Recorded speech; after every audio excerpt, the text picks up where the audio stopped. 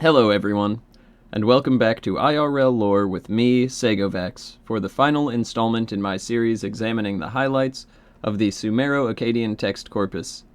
This epilogue not focusing on any particular text so much, but rather wrapping everything up and showing how the grand narrative elucidated by these texts leads neatly into capital H history. Let's begin. So now that we've contextualized the Sodom and Gomorrah / Mausala Parva incident with the appropriate gravity it deserves in the previous video, we can next look back at the subsequent events related in the Bible with new perspective.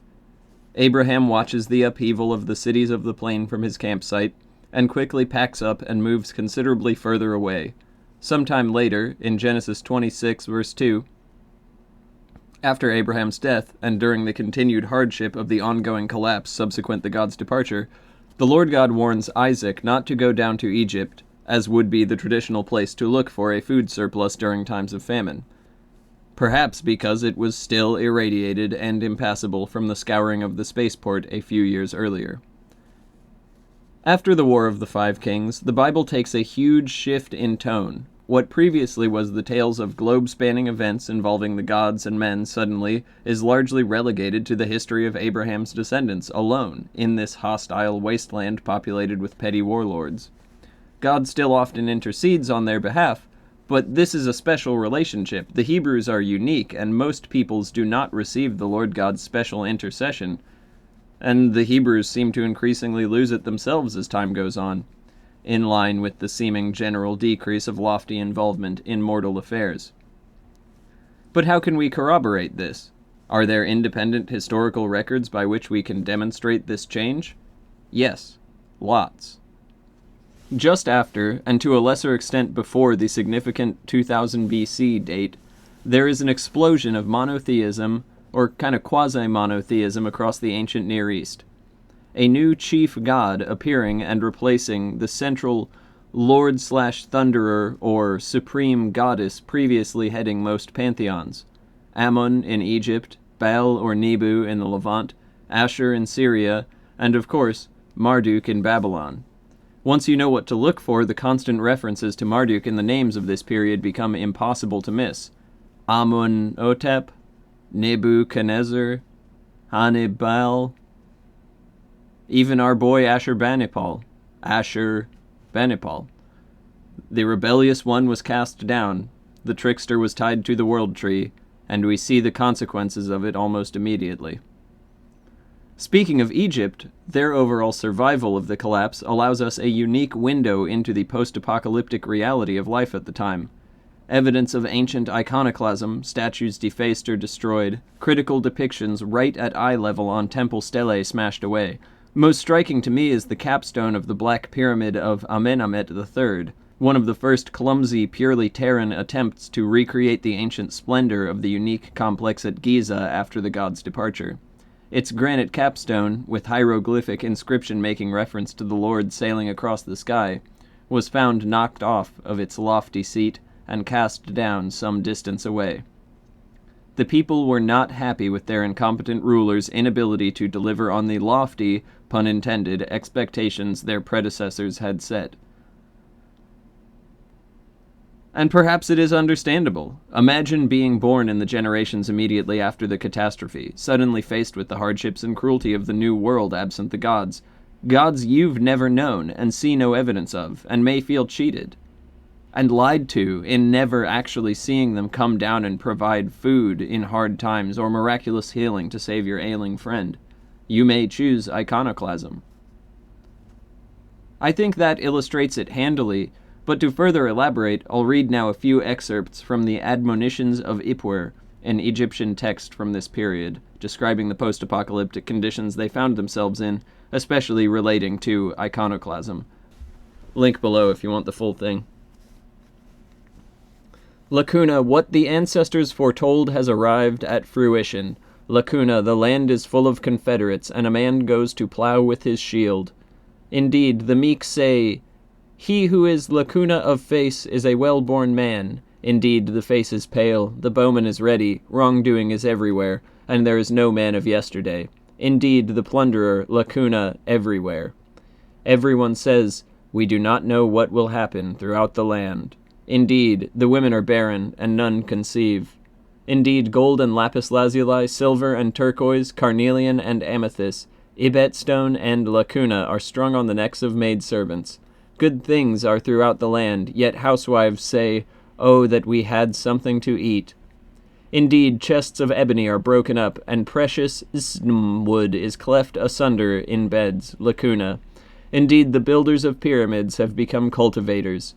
Indeed, those who were in the place of embalmment are laid out on the high ground, and the secrets of the embalmers are thrown out because of it.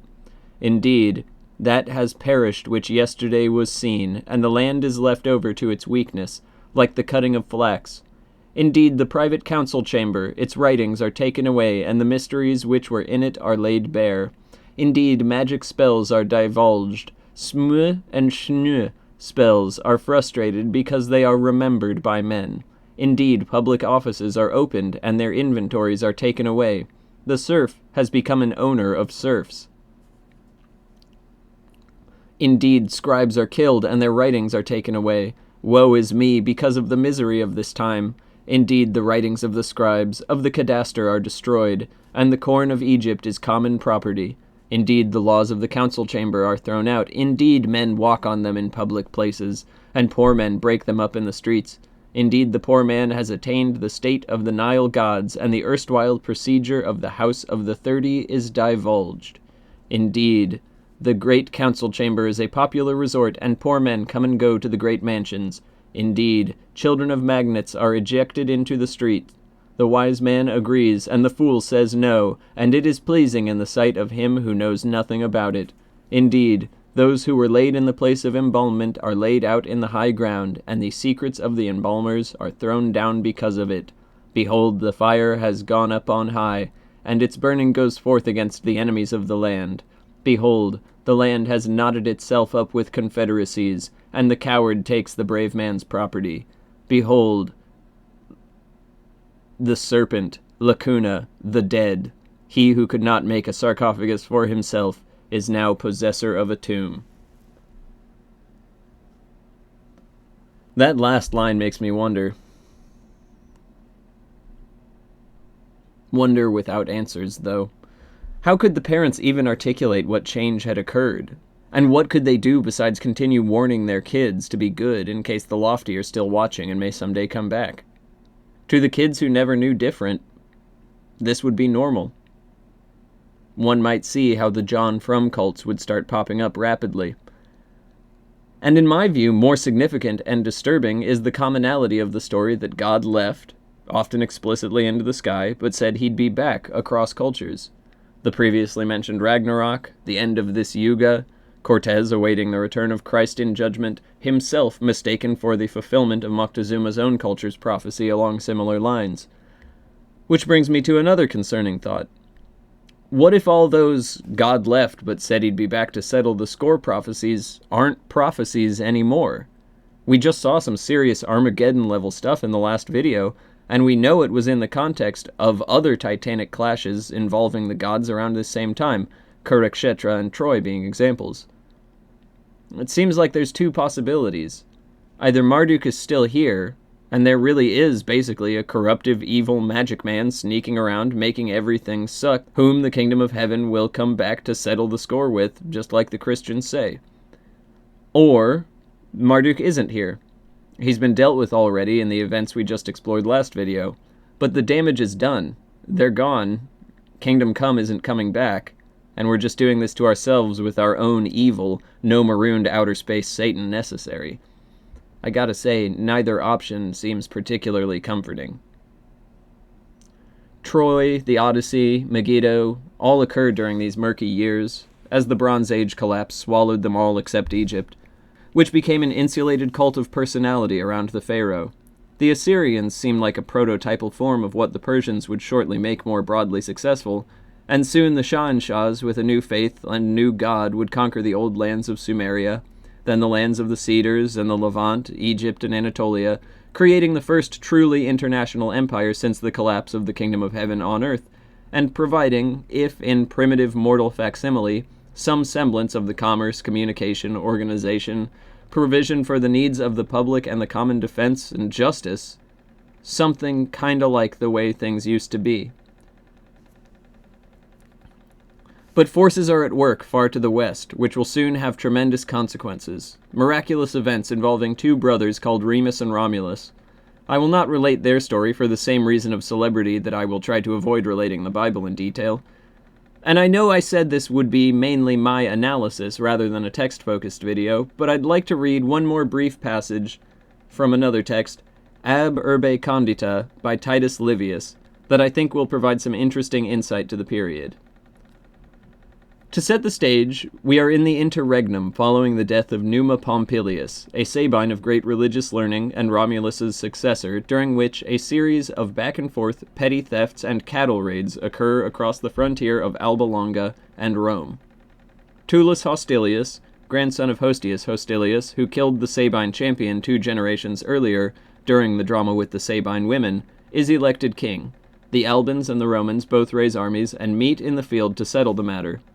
We open on Tullus Hostilius in conference with the Alban commander named Metius Fufetius, who is apparently undeterred despite having a name so much goofier than his opponents. Let's begin. Metius speaking. But what I would suggest to you is this. You know the strength of the Etruscans who threaten to encircle us, and you know it even better than we, as you are closer to them. They are strong on land, and at sea very strong indeed.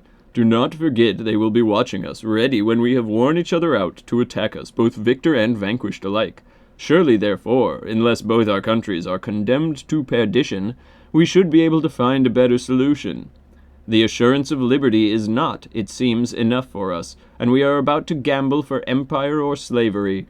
Nevertheless, can we not find some means of deciding the issue between us, which, however the fight may go, will at least avoid crippling losses to either you or to ourselves? Tullus was not displeased by the proposal, though he was confident of victory and enjoyed a fight as much as any man. Ways and means were therefore considered, a plan was adopted, and a fortunate circumstance provided the means of carrying it out. In each army there were 3 brothers, triplets all equally young and active, belonging to the families of the Horatii and the Curiatii. That these were their names has never been in doubt, and the story is one of the great stories of ancient times. Yet in spite of its celebrity, historians have disagreed about which name belonged to which set of brothers. The majority, I find, say that the Horatii were Roman, and I am willing to follow their lead. To these young men, the 2 rival commanders made their proposal that they should fight 3 against 3 as champions of their countries, the victorious to have dominion over the vanquished. The proposal was accepted, the time and place for the contest were arranged, and a solemn agreement was entered into by the Romans and Albans to the effect that whichever the 2 people should prove victorious, through the prowess of its champions, should be undisputed master of the other. The terms of treaties, of course, vary according to circumstance, but the form remains constant.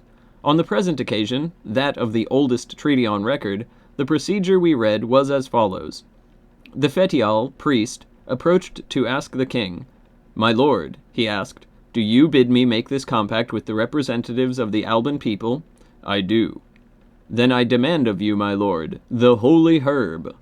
Go and pluck it untainted." The priest brought from the sacred enclosure a fresh green plant and said, "My lord, do you grant me, with my emblems and companions, the king's sanction to speak for the people of Rome?" "I grant it," the king replied, "without prejudice to myself and the people of Rome." The priest was Marcus Valerius, and he appointed Spurius Fusius, touching his head and hair with the ceremonial leaves, as Pater Patratus, or spokesman, whose duty is to pronounce the oath and thus to solemnize the compact. This he does in a long metrical formula which is not worth the trouble of quoting here. Finally, the terms of the treaty having been read out, "Hear me, Jupiter," Fusius cried. "Hear me, Alba, and you who speak on her behalf. For the terms of this compact, as they have been publicly and openly read from these tablets today, and clearly understood by us assembled here, the Roman people will never be the first to depart. Should they do so treacherously and by public consent, then, great Jove, I pray that thou mayst strike them down even as I strike this pig, and the more fiercely in that thy power and might is greater than mine." He then dispatched the pig with a flint knife. The Albans on their side took a similar oath according to their own formula, and the treaty was made. So the first thing that jumps out to me is, well, the opening scene from Troy is plausible. Single combat in front of armies to settle the issue. Stuff like that actually happened in these days. But the real reason we are talking about this passage is the ritual. It seems like something half-remembered and extremely telephone-gamed, but still attempting to be stuck to verbatim. I like how this, apparently the oldest Roman treaty on record, still is too lengthy and full of divine legalese to be included here, the definitive masterwork on ancient Roman history. Why? What standard are they, hearkening back to, and what created that standard in a presumably more primitive past? And I can't help but notice the distinctly Semitic-seeming inclusion of a blood sacrifice. I think it would behoove us to briefly encapsulate the geopolitical situation and religious outlooks at the time. There's a trend I've noticed in popular history, which often has a lot of Roman flavor content, to act like the Etruscans are some kind of mystery similar to the Sea Peoples, but I'll get onto the Nuragic civilization shortly. I think much of this supposed uncertainty vanishes when you consider the context that directly preceded them. Levantine traders had been sailing off westward from ancient cities like Tyre, Ugarit, Phoenicia, to trade and settle with the Neolithic inhabitants of Europe and North Africa for millennia by this point. The influence of Near Eastern culture on Greece and the Aegean Islands is difficult to overstate. Search for any infographic charting the evolution of the Latin alphabet from Phoenician through Greek, and you'll see what I mean. Mainstream historiography says the Etruscans used an alphabet derived from the Greek one. It's possible the Greeks did have colonies in southern Italy contemporary to the story I just read, and their linguistic influence is well attested to even by Livy elsewhere in this very text. But it is also possible that the Etruscans derived their alphabet from the same source the Greeks did, the Phoenicians. I think what we are looking at here are degrees of cultural influence. Cyprus is one of the Bros. Barely even have to sail to get there, then a step west and you get to Rhodes, Crete, and the Aegean. Their proximity likely causing a high degree of influence, intermarriage, and settlement, thus giving rise to the early flourishing of the Minoan and Mycenaean civilizations in the late Bronze Age, with writing, social organization, and everything. And consider the world that the ancient Greek states woke up from the Bronze Age collapse to, finding themselves among the ruins of a clearly much higher level of sophistication just preceding them, but now in a primitive, uncertain gloom themselves. It's almost reminiscent of the Dark Ages ubi sunt poetry, I think, in another place and time. Even if they could regain that previous level, and finally truly build their own tower whose top would touch the heavens, would this spaceship of Theseus, so to speak, really be the same as what they had once had and lost? Skipping one step west from those Aegean islands, we'll jump over Italy to the Tyrrhenian Sea and the Nuragic civilization of Sardinia, which apparently had pottery, metallurgy, agriculture, and enough social organization for huge cyclopean castles, pictured now, sources Wikipedia, but left us no writings. How did they come to be? Did perhaps some Levantine pioneers ingratiate themselves and try to build something with a tough group to keep focused, the locals, thus influencing their culture and some practices, but perhaps not enough to establish a central literate priest class as in the Near East? It's almost as if they took all the practically useful advancements of civilization and set off to start their own thing without all the red tape. Or red clay tablets, I guess. These people, their descendants later going on to become the Sea Peoples and invade Egypt, the Levant, etc., almost in early foreshadowing form to the later and more sophisticated Romans doing a much larger scale version of the same thing. I'm also pretty sure that the Sea Peoples are depicted by the Egyptians, and the Nuragic civilization's depictions of themselves both attest to horned helmets. I don't feel like citing anything, so take that how you will. TLDR, the horned helmet stereotype is still inaccurate to historical Vikings, but is apparently accurate to some other much older pirates of different seas. But I digress. Anyways, now, between the Aegean and the Tyrrhenian islands, we have a people like the Etruscans, who seem to have gotten a mixture. They got the Near Eastern influence in terms of writing, but via distant trade and cultural diffusion, and to render their own weird European Aborigine language, maybe somewhat echoing the Dorians in Greece, but in situ, No invasion of settled lands necessary. In fact, in this case, the invasion would come from the recent Near Eastern and Anatolian settlers, the Romans and Albans, Greeks and Carthaginians. As I compared it to the sort of Arthurian Dark Ages earlier, these centuries from about 1900 to 600 BC hold some of my favorite moments of history. Just pure imagination fuel. These old Near Eastern regimes living on borrowed time without the gods' assistance after the Sodom and Gomorrah / Book of the Mesas incident, finally collapsing and giving rise to these later successors. Pretty wild that they made it almost 1,000 years, just bluffing and going through the motions. Forget being a young iconoclastic punk, imagine how daunting it would be to be born into a leadership role in this context, likely just as mystified about who or what these lofty ones are and where their promised material and military support is supposed to be coming from, just as the masses are, never having seen these gods at all, let alone sail across the sky, smite or provide for anybody.